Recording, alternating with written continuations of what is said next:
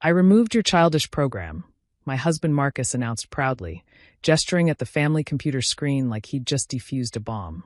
The recycle bin icon sat there, mocking me with its finality. What he didn't know was that he'd just deleted the only local backup of an application that 17 million people were currently using across 43 countries. The Saturday morning sun filtered through our kitchen window, illuminating the breakfast table where Marcus sat with his brother Devin, both nursing hangovers from their gaming marathon the night before. I continued folding the laundry I'd pulled from the dryer, my hands moving mechanically as I processed what had just happened. Freed up space for my gaming rig, Marcus continued, chest puffed with misplaced pride. That thing was taking up like 50 gigs. What even was it? Some recipe organizer or something. Devin snorted into his coffee. Women in technology, right? Always downloading random stuff, and then wondering why the computer runs slow. I smoothed out Marcus's favorite gaming shirt. The irony wasn't lost on me, and added it to his pile. It was my project, I said quietly. The one I've been working on for 3 years. The classroom thing? Marcus waved dismissively. Babe, nobody's gonna pay for educational software. I looked into it. The market's saturated. You should have listened when I told you to drop it. 3 years. 3 years of staying up until 3 a.m. after my teaching shift, coding while Marcus played Call of Duty with Devin in the next room. 3 years of hearing come to bed, and you're wasting your time. And when are you going to give this up? 3 years of watching YouTube tutorials, attending virtual conferences on my lunch breaks, teaching myself Python and JavaScript, and everything in between. I had it backed up to the cloud, I said, which was technically true. What I didn't mention was that the cloud backup was 2 weeks old, missing the crucial security patch that had taken me 72 hours straight to perfect. The patch that made my app unhackable. The patch that Microsoft's cybersecurity team had called revolutionary. See, cloud backup. You're fine. Marcus turned back to his brother. So anyway, I'm thinking we hit that new game tonight. The one with the dragons. Can't. Melissa's making me go to her mom's. Devin rolled his eyes. But tomorrow for sure. I finished folding the last towel. I'm going for a drive. Pick up more energy drinks. Marcus called after me. The blue ones, not the red. I grabbed my purse and keys, my phone already buzzing in my pocket. I didn't look at it until I was in the car, parked at the far end of the grocery store parking lot where I'd spent countless hours testing my app on different devices. 7 missed calls from my lawyer, Patricia Chen.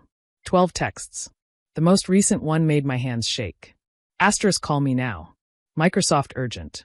They moved up the timeline. Asterisk. I called her back with trembling fingers. Maya. Thank God.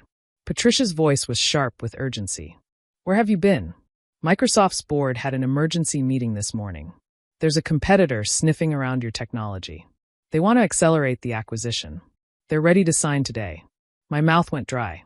Today? We were supposed to have until next month to. They're offering $340 million, Maya. Cash. But they need your signature by 5 p.m. Eastern. I heard papers rustling, in 4 hours.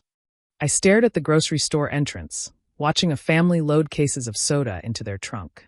A normal Saturday. Regular people doing regular things. Meanwhile, my entire life was pivoting on an axis I hadn't seen coming. There's a problem, I said. My husband deleted the updated version of the app. The one with the security patch. Silence. Then, please tell me you're joking.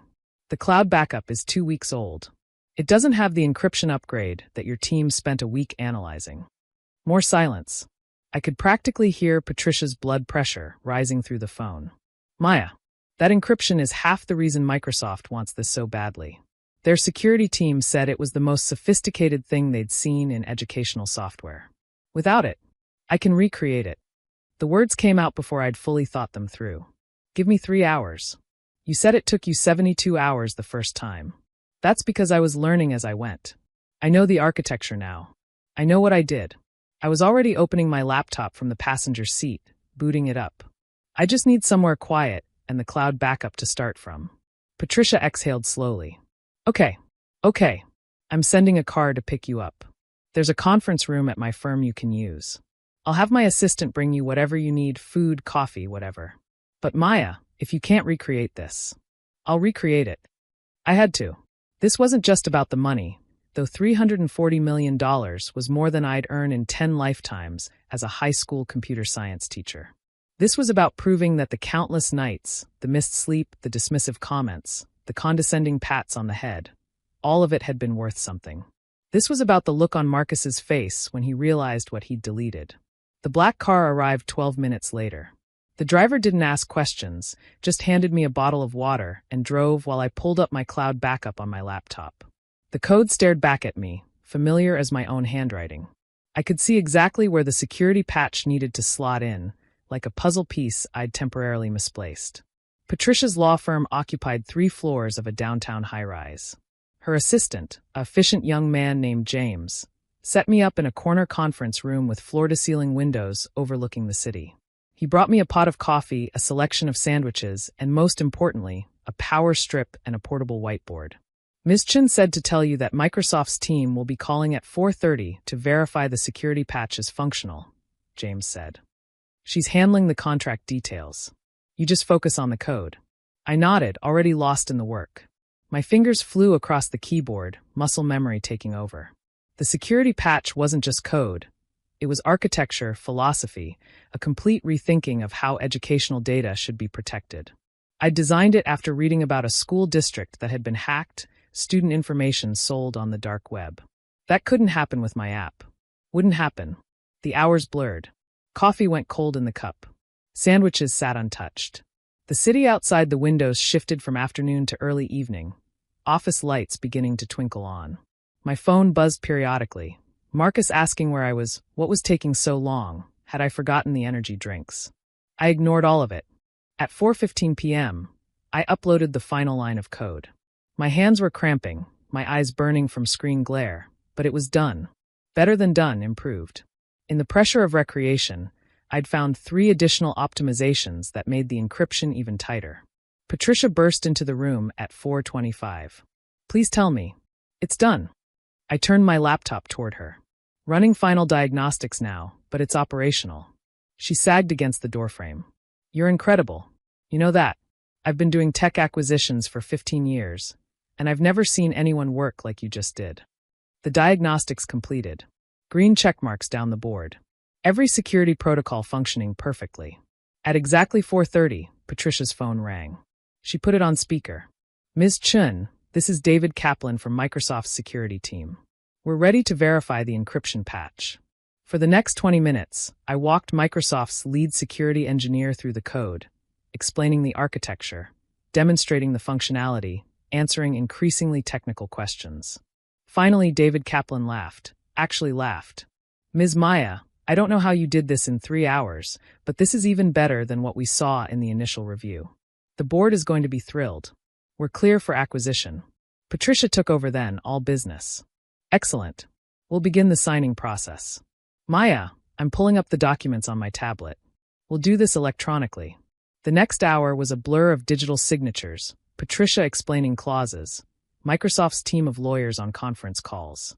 My app, my 3 years of late nights and early mornings, my baby, was being transferred to one of the largest tech companies in the world. In exchange, I was becoming wealthier than I'd ever imagined possible. At 5:47 p.m., Patricia looked up from her tablet with a smile. It's official. The money will be in your account within 48 hours. She paused. What are you going to do now? I thought about Marcus at home, probably deep into his game, wondering vaguely when I'd return with his energy drinks. I thought about Devin's comment about women and technology. I thought about every dismissive word, every time my work had been called a hobby or a project with air quotes. I'm going home, I said. I have laundry to finish folding. The drive home felt surreal, like I was piloting my body from somewhere outside it. The sun was setting, painting the sky in shades of orange and pink. I stopped at the store and bought the blue energy drinks Marcus wanted. Routine. Normal. As if the entire foundation of my life hadn't just shifted. Marcus's car was in the driveway when I pulled up. Through the front window, I could see him at his computer, headset on, hands moving on the controller. I sat in the car for a moment, energy drinks growing warm in the passenger seat, and let myself feel it. The vindication, the disbelief, the absolute strangeness of it all. Then I grabbed the drinks and went inside. Finally, Marcus called from the living room. I'm literally dying of thirst here. Did you get lost or something? I set the energy drinks on his desk. On the computer screen, digital dragons wheeled and dove. Something like that. You were gone for like 6 hours. What? Did you drive to another state? He didn't look away from the screen, too focused on his game. I had some work stuff to handle. Work stuff? It's Saturday. School's closed. He paused his game, finally turning to look at me. Wait, were you working on that app thing again? Babe, I told you. You deleted it, I said quietly. This morning. Remember? Oh, yeah. He shrugged, unrepentant. But you had it backed up, right?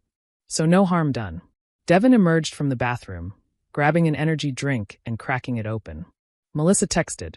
Apparently her mom's sick, so we can do that game session after all. Marcus, you ready for some dragon slaying? Born ready. Marcus grinned, turning back to his screen. I stood there, invisible, as they loaded into their game. The sound effects filled the room, swords clashing, dragons roaring, victory music.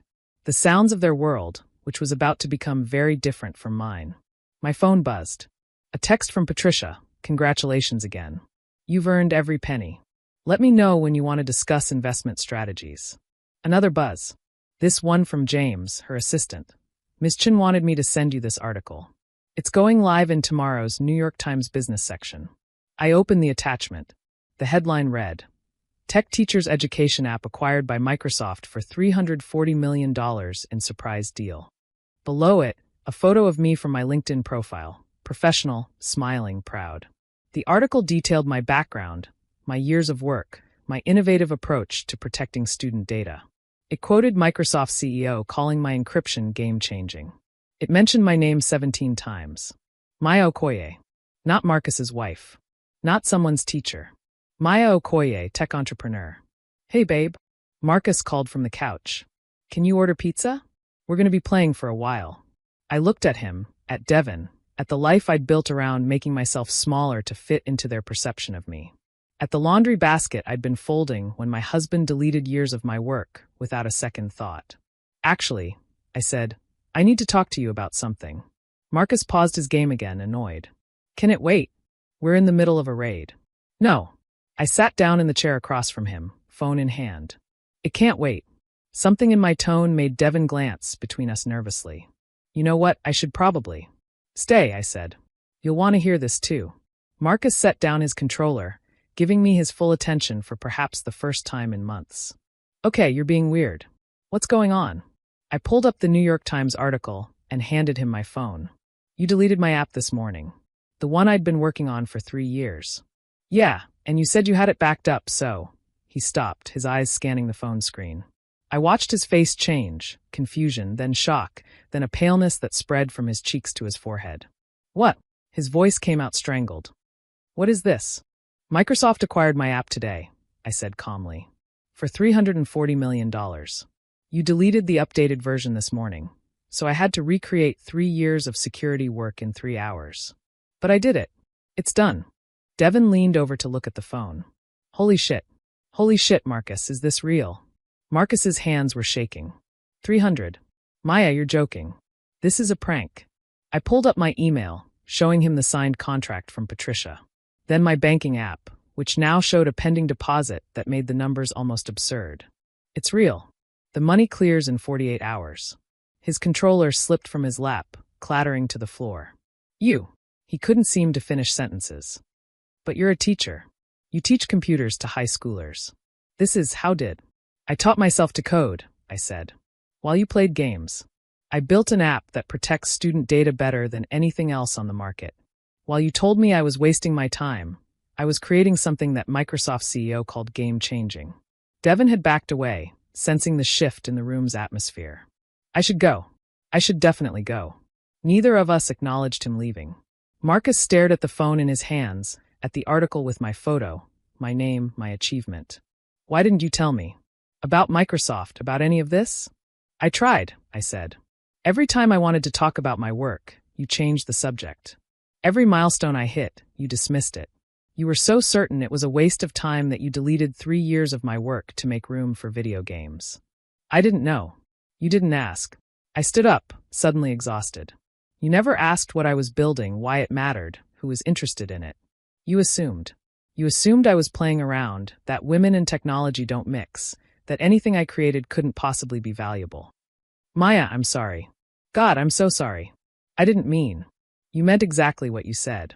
I picked up the laundry basket I'd abandoned that morning. I'm going upstairs. I need to think. Think about what? Panic crept into his voice. Maya, what does that mean? I paused at the bottom of the stairs. It means I need to figure out what kind of life I want to build with $340 million. And whether that life includes someone who deletes my dreams to make room for his games. I climbed the stairs, leaving him frozen on the couch, my phone still clutched in his hand, the reality of what he'd done, and what he'd almost cost us both, finally, devastatingly clear. Behind me, I heard him whisper, "Oh God, what have I done?" But I didn't turn around. I had futures to imagine, possibilities to consider, and a whole new world opening up before me. A world where Maya Okoye wasn't just someone's wife or someone's teacher, but a name that meant something on its own. The delete button, it turned out, hadn't erased anything. It had simply cleared space for something far bigger to emerge.